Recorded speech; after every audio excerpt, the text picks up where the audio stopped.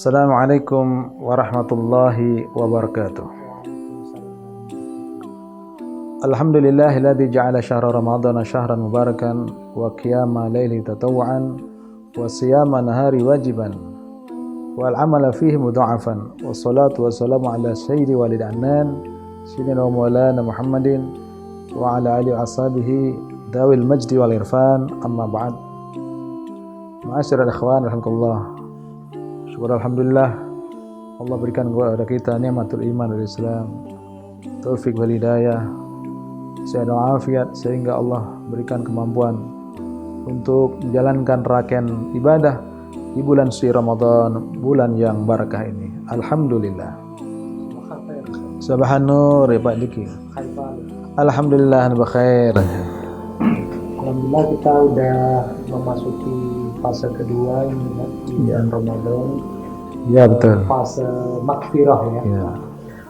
Mungkin yang menjadi pertanyaan halayak itu bagaimana kiat-kiat kita mengisi fase kedua ini, di mana di dalamnya terdapat satu malam ya, nuzulul Quran, turunnya Quran. Alhamdulillah, baiklah Mbak Diki. Memang betul bahwa kita berada di fase yang kedua, karena Rasul bersabda Ramadan itu 3 fase. Yang pertama awaluhu rahmah, yang pertama rahmah. Allah bentangkan rahmah sehingga muslimin muslimat berbondong-bondong ketika pertama kali mereka semangat ke masjid, ke mushola, masjid penuh, mushola penuh. Nah, fase yang kedua, fase maghfirah wa awsatuhu maghfirah. 10 hari yang kedua yaitu fase maghfirah, ampunan Allah SWT. Namun di dalam fase maghfirah ini memang kita lihat, kalau awalnya fase rahmah itu memang penuh mushola, masjid, tempat-tempat untuk sholat tarawih, sekarang sudah ada mulai kemajuan. Betul ya? Kemajuan safnya maksudnya. Jadi safnya mulai maju. Inilah yang seharusnya jangan sampai terjadi semacam itu. Artinya apa? Di fase maghfirah, ampunan Allah SWT, hendaknya kita tetap bertahan. Bahkan kalau bisa kita lebih semangat lagi. Karena apa? Fase maghfirah, ampunan Allah Ta'ala. Di mana kita akan mendapatkan ampunan? Ternyata kita nggak berada di masjid, kita nggak berada di mushola, bahkan kita tinggalkan sholat tarawih. Terlebih lagi awalnya mereka ada yang berpuasa, seminggu berikutnya dia ada yang sudah batal puasanya, nggak kuat lah ini itu. Nah ini jangan sampai terjadi semacam itu. Jadi fase maghfirah, fase ampunan Allah Ta'ala, selaya kita tetap berada di masjid, di mushola-mushola. Jangan kita tinggalkan sholat tarawih.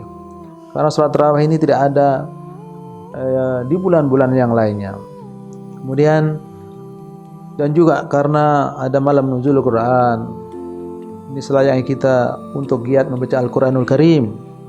Karena Al-Quran adalah kitabullah al-munazzal ala sayyidina Muhammadin al-muta'abbadu bitilawati. Al-Quran adalah kalamullah, firman Allah Ta'ala. Kepada siapa? Yaitu kepada junjungan kita Nabi Muhammad SAW, yang mana al-muta'abbadu bitilawati. Kita dianggap beribadah, dianggap kita punya nilai ibadah dengan membacanya saja.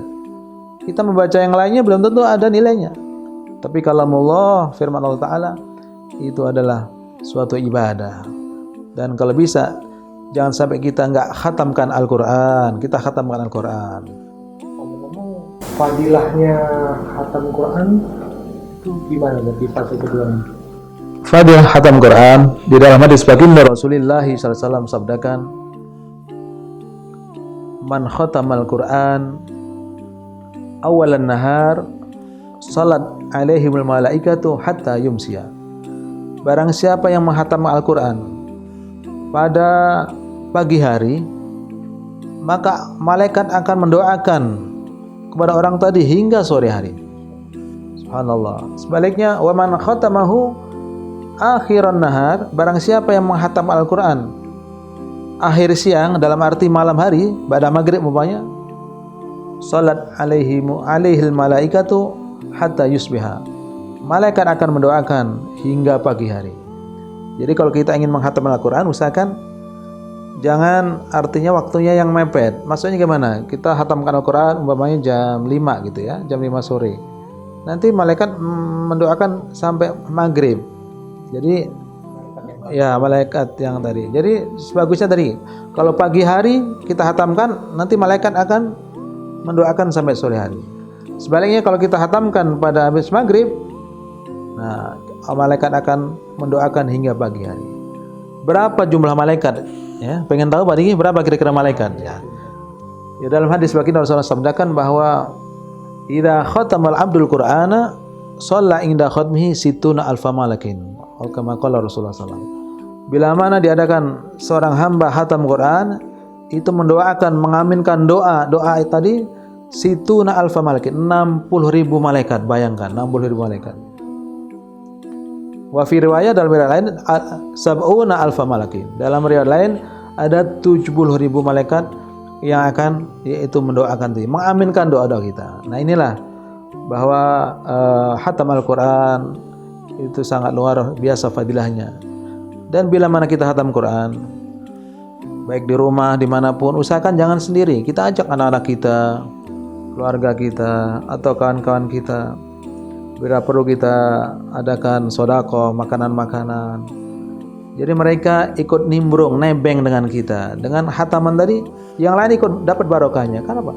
Karena dalam hatam Quran tadi, bayangkan 60.000 malaikat, 70.000 malaikat mengaminkan doa-doa. Dan waktu yang mustajab ketika khatam Quran. Oleh karena itu ulama-ulama ya mereka banyak ya yang menyusun doa-doa ketika khatam Quran, doa-doa yang sangat indah dan bagus. Termasuk doa yang paling panjang khatam Quran, doa Al-Imam Ali Zainal Abidin, sangat panjang sekali.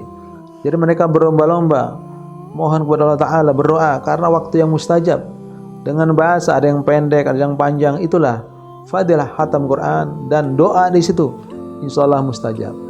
Dan di dalam kitab Nasihat Diniyah Walau Yasal Imani Al-Habib Abdullah bin Al-Haddad mengatakan bahwa inilah kita fadilahnya kita khatam Quran, mau di luar sholat silakan, di dalam sholat juga silakan.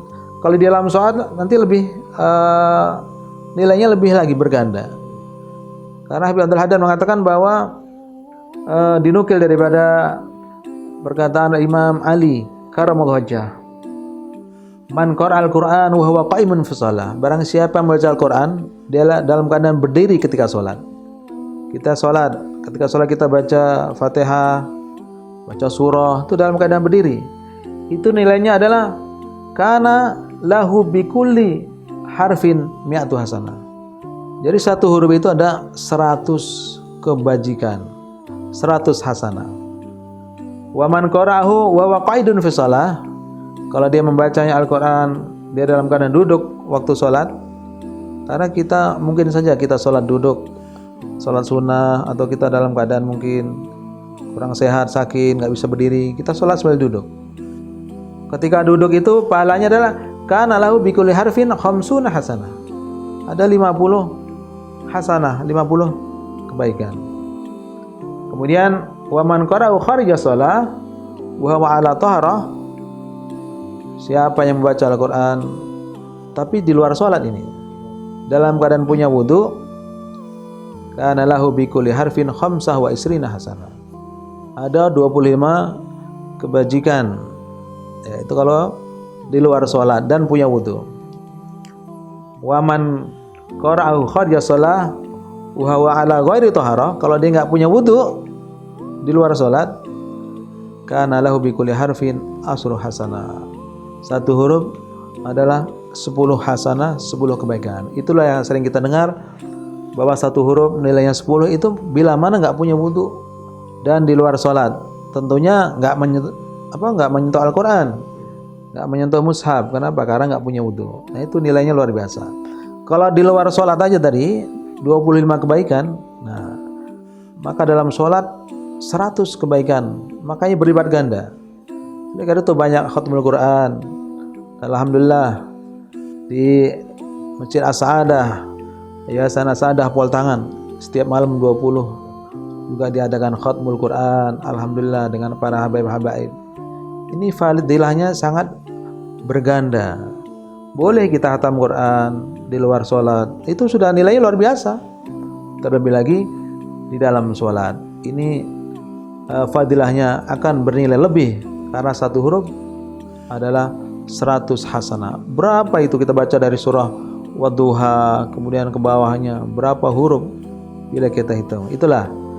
Dan di samping itu juga bahwa dalam khatam Quran memang kita disunahkan biasanya setiap akhir surah kita bertakbir Allahu Akbar. Nah, itu dimulai dari surah Wadduha. Kenapa? Karena di dalam riwayat dalam kitab Gharaibul Quran, Al-Imam Syafi'i pernah yaitu menukil bahwa menjelaskan ketika inqata'al wahyu, terputus wahyu. Baginda Rasulullah SAW mendapatkan wahyu kemudian agak terputus, terselang gitu. Orang-orang kafir mengolok-olok kepada baginda Rasulullah SAW sehingga mengatakan, ya Muhammad sudah ditinggalkan oleh Tuhannya katanya. Sehingga ketika itu turun surah Wadduha. Sehingga Rasulullah bertakbir, Rasulullah mengagungkan Allah Ta'ala, Allahu Akbar. Jadi ketika surah Wadduha, wa amma bi ni'mati rabbika fahaddits, Allahu Akbar. Nah begitu, sehingga ketika kita sholat pun disunahkan bertakbir. Hingga surah akhirnya, surah An-Nas, kita bertakbir. Itulah sejarah kenapa kita adakan takbir ketika kita khatamul Quran. Kalau di luar sholat, takbirnya tambah lagi, Allahu Akbar, la ilaha illallah, Allahu Akbar, lebih panjang lagi. Tapi kalau dalam sholat cukup kita bertakbir Allahu Akbar. Itulah tentang fadilah Al-Quran. Maka hendaknya kita ya semaksimal mungkin. Jangan fase-fase maghfirah ini kita malah kendor. Memang fase rahmah kita gembira tuh. Orang berbondong-bondong ke musola, ke masjid, Masya Allah. 10 hari pertama, Masya Allah. Tapi berikutnya ada kemajuan softnya. Nah ini yang perlu kita pertahankan.